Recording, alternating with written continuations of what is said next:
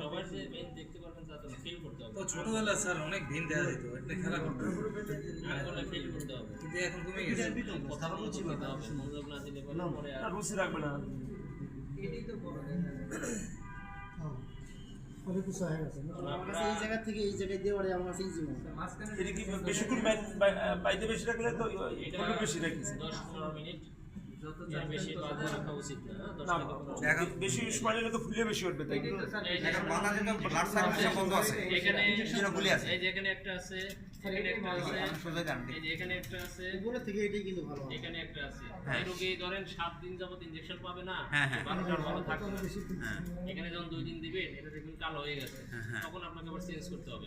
এজন্য জানা আনতে হবে কোন কোন পাশে আছে। যেখানে একটা আছে দেখছেন, এই যে এখানে অনেক মোটা একটা আছে, আঙ্গুল দেন দেখেন, এই যে দেখেন, দেখা যায় না কিন্তু অনেক মোটা একটা বেইন আছে।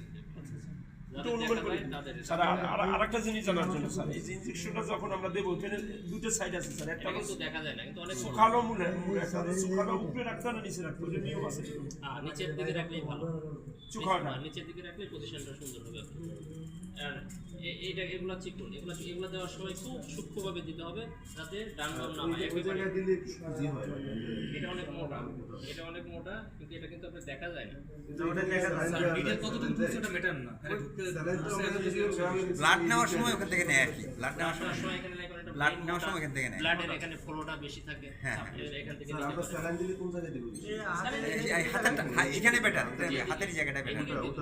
এদিকে দেওয়াটা স্যালাইন দিলে ওই জায়গায় তো দেওয়া যাবে, স্যালাইন না, ইজি না। হাত নড়াচড়া এখানে করবে আপনি না। একটা ইনজেকশন দিলেন অথবা ব্লাড নিলেন হ্যাঁ, এখানের জন্য। হ্যাঁ।